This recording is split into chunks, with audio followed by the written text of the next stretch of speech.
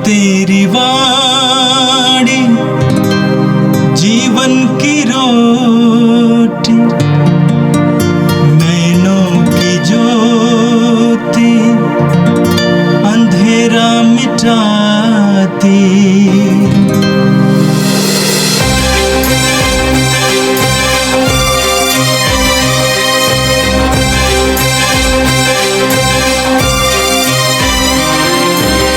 प्रभु तेरी वाणी जीवन की रोटी, नैनों की ज्योति अंधेरा मिटाती।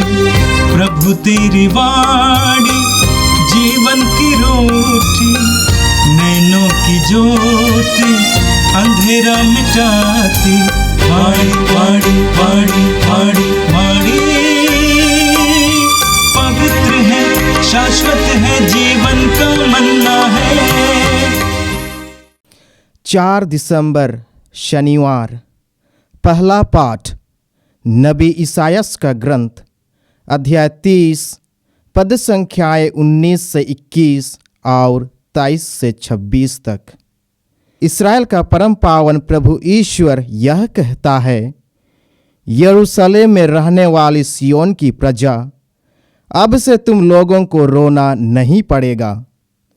प्रभु तुम पर अवश्य दया करेगा, वह तुम्हारी दुहाई सुनते ही तुम्हारी सहायता करेगा। प्रभु ने तुम्हें विपत्ति की रोटी खिलाई और दुख का जल पिलाया है, किंतु अब तुम्हें शिक्षा प्रदान करने वाला प्रभु अदृश्य नहीं रहेगा। तुम अपनी आँखों से उसके दर्शन करोगे।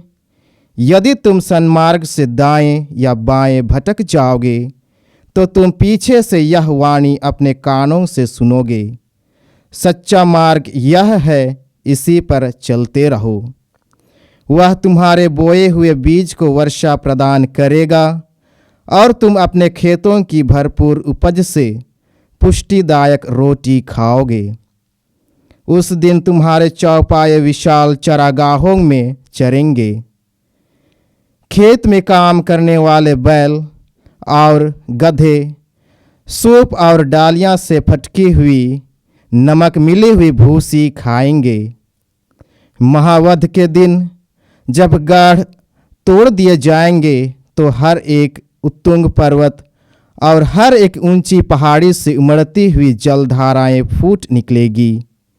जिस दिन प्रभु अपनी प्रजा के टूटे हुए अंगों पर पट्टी बांधेगा और उसकी चोटों के घावों को चंगा करेगा, उस दिन चंद्रमा का प्रकाश सूर्य की तरह होगा और सूर्य का प्रकाश 7 दिनों के सम्मिलित प्रकाश के सदृश 7 गुना प्रचंड हो उठेगा।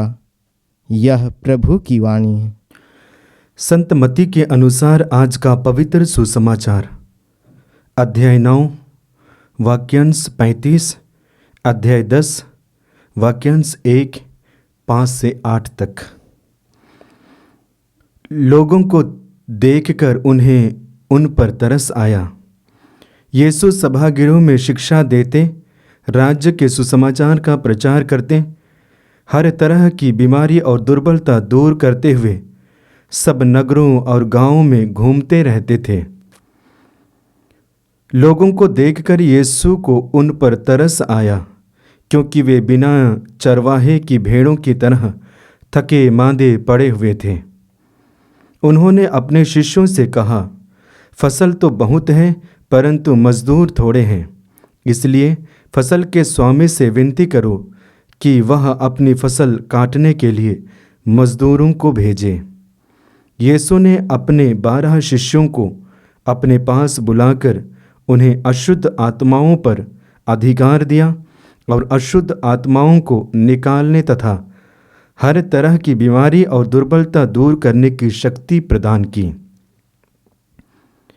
यीशु ने इन 12 को ये अनुदेश देकर भेजा, अन्य राष्ट्रों के यहाँ मत जाओ और समरिया के नगरों में प्रवेश मत करो, बल्कि इस्राएल के घराने की खोई हुई भेड़ों के यहाँ जाओ। राह चलते यह उपदेश दिया करो, स्वर्ग का राज्य निकट आ गया है। रोगियों को चंगा करो, मुर्दों को जिलाओ, कोढ़ियों को शुद्ध करो, नरक दूतों को निकालो। तुम्हें मुफ्त में मिला है, मुफ्त में दे दो। यह प्रभु का दिव्य सुसमाचार है। क्रिस्त प्रभु की जय। क्रिस्त में प्यारे भाइयों और बहनों, आज का पहला पाठ हम नबी एसायास का ग्रंथ से पढ़ते हैं। नबी एसायास का ग्रंथ मुख्य रूप से 3 भागों में बांटा गया है। पहला भाग अध्याय 1 से 39, दूसरा भाग 39 से 55 और तीसरा भाग 56 से 66 तक है। और ये तीनों भागों में हम इजरायली जनता के बारे में वर्णन और प्रभु के कार्य के बारे में हम पढ़ते हैं। आज का पाठ हम प्रथम भाग से लेते हैं और वहाँ पे विशेष रूप से ईश्वर के आगमन के बारे में जो परिवर्तन होगा उसके बारे में वर्णन है। यानी कि प्रभु जब हमें मदद करते हैं, प्रभु हमारे साथ रहते हैं, तब हम विश्वासियों के जीवन में क्या होता है उसके बारे में वर्णन है। वचन में हम पढ़ेंगे, यदि हम राह चल रहे हैं और राह से जब भटक जाएंगे, उस वक्त हमें प्रभु की वाणी यह कहते हुए सुनाई पड़ेगी कि इस रास्ते पे चलो, अच्छा है। ये वचन एक तरह से प्रभु की उपस्थिति को प्रकट करता है। जब जब हम राह चलते हैं, जब जब हम आगे बढ़ते हैं और आगे बढ़ते समय हम भटक जाते हैं, परमेश्वर हमारे साथ रहते हैं, परमेश्वर जनता के साथ रहते हैं, इसके बारे में बताता है। अक्सर हमारे जीवन में हम देखते हैं और कहा जाए तो विश्वासियों के जीवन में, प्रभु के लोगों के जीवन में प्रभु हमेशा हमारे साथ रहते हैं, हमारी मदद करते हैं, हमारी पुकार सुनते हैं और हमारे संग यात्रा करते हैं। प्रभु हमारे साथ ऐसा क्यों करते हैं? क्योंकि सबसे ज़्यादा ईश्वर हम मनुष्यों को प्यार करते हैं और इसलिए हम कमजोरियों में होते हुए भी प्रभु हमें बचाने का प्रयास करते हैं, बचाते हैं। और इसी के बारे में आज के पाठों में हम लोगों ने सुना है। ये हमें क्या दर्शाता है? एक तरह से दर्शाता है कि हमें परमेश्वर पर भरोसा करना है, परमेश्वर के शब्दों पर भरोसा करना है। परमेश्वर जो हमारे साथ रहते हैं, और जब ये बात हमारे जीवन में रम जाएगा कि परमेश्वर हमारे साथ रहते हैं, हम हर समय सफल रहेंगे, विश्वास में मजबूत होंगे, भरोसा में और गहराई तक जाएंगे। साथ ही साथ हमारी प्रार्थना में जीवन में हम गहरा और खारा उतरेंगे। क्यों? क्योंकि परमेश्वर हमारे साथ होंगे। क्रिस्त में प्यारे भाइयों और बहनों, आज के सुसमाचार में हम लोगों ने देखा प्रभु यीशु मसीह के बारे में जानते हैं, सुनते हैं और उनके शिष्यों के बारे में। यूहन्ना के सुसमाचार अध्याय 1 वाक्य 14 में पढ़ते हैं। वचन इस प्रकार है कि शब्द ने शरीर धारण कर मनुष्य के बीच निवास किया और हमने उसकी महिमा देखी है। यानी कि शब्द शरीर धारण कर हम मनुष्य के बीच निवास किया, अर्थात प्रभु यीशु मसीह का आगमन हम मनुष्यों के बीच हुआ। प्रभु यीशु मसीह हमारे बीच में क्यों आते हैं? हमारे बीच में इसलिए आते हैं क्योंकि प्रभु हमें जीवन देना चाहते हैं। और इसलिए हम पढ़ेंगे वचन में लूकस के सुसमाचार अध्याय 19 वाक्य 10 में, जो खो गया था मानव पुत्र उसी को बचाने आया है। यानी कि जब हम खो जाते हैं तो एक तरह से हमारे जान की क्षति हो सकती है। जब हम खो जाते हैं हमारे शरीर में घाव हो सकते हैं, और इन सारी चीज़ों से बचाने के लिए परमेश्वर और यीशु हमारे बीच आते हैं। और इसलिए वचन बताता है कि जो खो गया था मानव पुत्र उसी को बचाने, उसी को ढूंढने आया है। आज संसार में जब हम देखते हैं तो कई सारे लोग अलग अलग चीज़ों में खो जाते हैं। हम विश्वासी होने के नाते भी हम खो जाते हैं।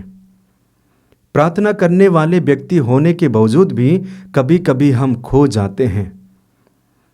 वचन बताता है, और जो खो गए हैं मानव पुत्र उसी को ढूंढने और बचाने आया है। लूकस के सुसमाचार अध्याय 19 में ही हम जक्कैयुस के बारे में सुंदर घटना पढ़ते हैं। जक्कैयुस पाप में खो गया था, लेन देन करने में खो गया था, झूठ बोलने में खो गया था, लेकिन यीशु उनके घर में उन्हें ढूंढते हुए जाते हैं, प्रवेश करते हैं और यीशु को वो मिल जाता है और उनका जीवन बदल जाता है। उनके परिवार में, उनके स्वयं व्यक्तिगत जीवन में मुक्ति आ जाती है। तो वचन के द्वारा हमें संदेश मिलता है कि हम जो खो गए हैं, परमेश्वर का पुत्र हमें ढूंढने और बचाने आया है। और आगे हम पढ़ेंगे नबी एजेकियल के ग्रंथ अध्याय 34 वाक्य 12 में, मैं अपनी भेड़ें खोजने जाऊंगा, कोहरे और अंधेरे में जहाँ कहीं वे तितर बितर हो गई है, मैं उन्हें वहाँ से छुड़ा लाऊंगा। यानी कि मैं अपनी भेड़ें खोजने जाऊंगा। ये भेड़ें हम मनुष्य हैं। कोहरे और अंधेरे में हम खो जाते हैं। एक तरह से हमारे आध्यात्मिक जीवन को दर्शाता है। पाप में खोते हैं, ईर्ष्या में खोते हैं, लालच में खोते हैं, घमंड में खोते हैं। परमेश्वर कहते हैं, वचन बताता है कि मैं उनके पास जाऊंगा और उन्हें वापस लेके आऊंगा। और विश्वास कीजिए कि जब प्रभु यीशु मसीह हमारे जीवन में प्रवेश करते हैं, सब कुछ बदल जाता है, सब कुछ बदल जाता है। तो प्रभु यीशु मसीह का आगमन हम मनुष्यों के बीच में इसलिए हुआ ताकि खोए हुए लोग पुनः प्रभु के पास वापस लौट आए। प्रकाशना ग्रंथ अध्याय 2 वाक्य 5 में पढ़ते हैं, वचन बताता है, इस बात पर विचार करो कि तुम कितने ऊंचे स्थान से गिर गए हो। इस बात पर विचार करो कि कितने ऊंचे स्थान से गिर गए हो। जब हम पाप करते हैं, ऊंचे स्थान से गिर जाते हैं। अब जब गिर जाते हैं, परमेश्वर अपने पुत्र यीशु को हमारे पास भेजते हैं ताकि हम मिले और पुनः परमेश्वर के पास लौट आए। दूसरा, प्रभु यीशु मसीह का आगमन हम मनुष्यों के बीच में इसलिए हुआ ताकि प्रभु हमें अनंत जीवन दे और अनंत जीवन में प्रवेश कराए। और इसलिए हम वचन में पढ़ते हैं, जितने भी प्रभु यीशु मसीह पर विश्वास करते हैं वे अनंत जीवन में प्रवेश करेंगे। यानी कि प्रभु यीशु मसीह के द्वारा हमें अनंत जीवन मिलता है, प्राप्त होता है।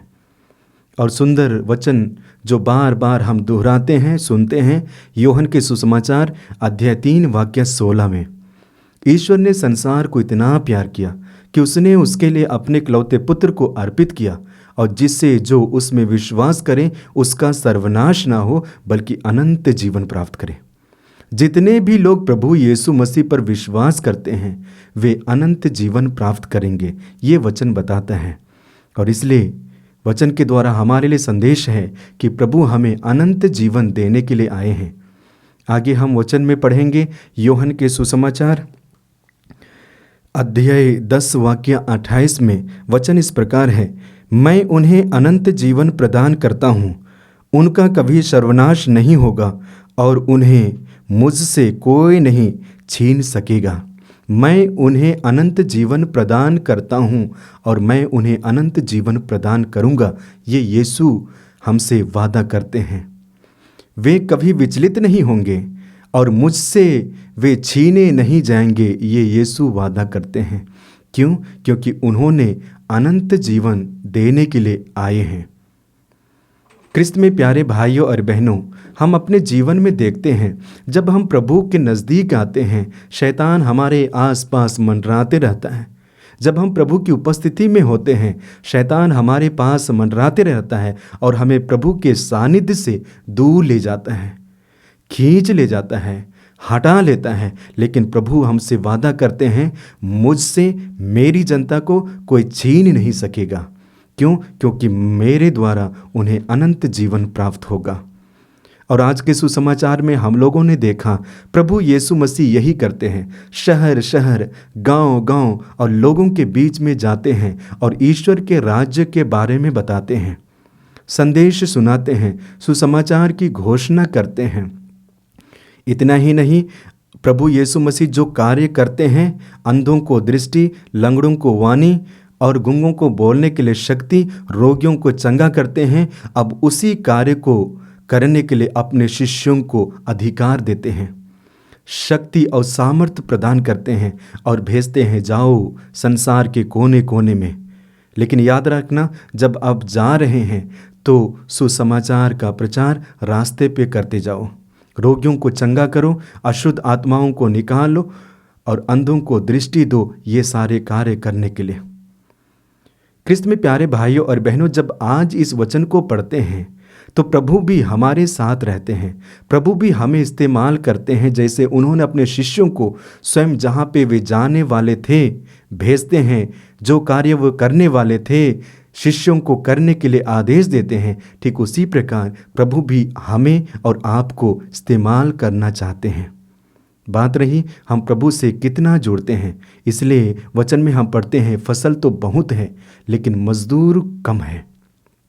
फसल अर्थात हम खोए हुए लोग, हम भटके हुए लोग, हम मार्ग से हटे हुए लोग, बहुत सारे लोग हैं, तकरीबन सारे लोग हैं, और इन्हें बचाने के लिए, इन्हें वापस लाने के लिए प्रभु हमें इस्तेमाल करना चाहते हैं, जैसे उन्होंने अपने शिष्यों को किया।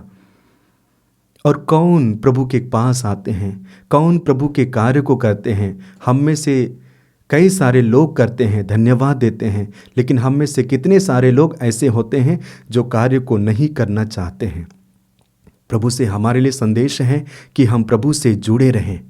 प्रभु हमारे लिए जो जीवन देने के लिए आए हैं, अनंत जीवन देने के लिए आए हैं, हमें ढूंढने के लिए आए हैं, हमें बचाने के लिए आए हैं, तो हम भी लोगों को जीवन दे सके, हम भी लोगों को सही मार्ग पे ला सके, हम भी लोगों को सही दिशा पे ला सके, हम भी लोगों को धार्मिक जीवन में बढ़ने के लिए प्रोत्साहन दे सके। ये कार्य हम शिष्यों को करने की ज़रूरत है, हम विश्वासियों को करने की ज़रूरत है। तो आइए ख्रिस्त में प्यारे भाइयों और बहनों, आंखें बंद कीजिए, प्रभु के समीप आइए, प्रभु की उपस्थिति को महसूस कीजिए। प्रथम पाठ के द्वारा हमारे लिए संदेश मिला है कि परमेश्वर हमारे साथ रहते हैं। जब हम भटक जाते हैं, प्रभु की वाणी हमें सुनाई पड़ती है कि इस रास्ते पे आओ। ठीक उसी प्रकार आज के सुसमाचार में हम लोगों ने देखा कि प्रभु कार्य को करने के लिए गांव-गांव जाते हैं और उसी कार्य को करने के लिए अपने शिष्यों को सौंपते हैं। और आज प्रभु उसी कार्य को करने के लिए हमें सौंपे हैं। हम प्रभु से प्रार्थना करते हैं कि हमें शक्ति, सामर्थ्य मिले, ताकि जहाँ पे हम रहते हैं वहाँ पे हम ईश्वर के राज्य को प्रकट कर पाए। इसके लिए हम प्रभु से प्रार्थना करते हैं, ख्रिस्त हमारे प्रभु के द्वारा। आमीन। प्रभु तेरी वाणी जीवन की रोटी, नैनों की ज्योति अंधेरा मिटाती। वाणी वाणी वाणी वाणी वाणी पवित्र है, शाश्वत है, जीवन का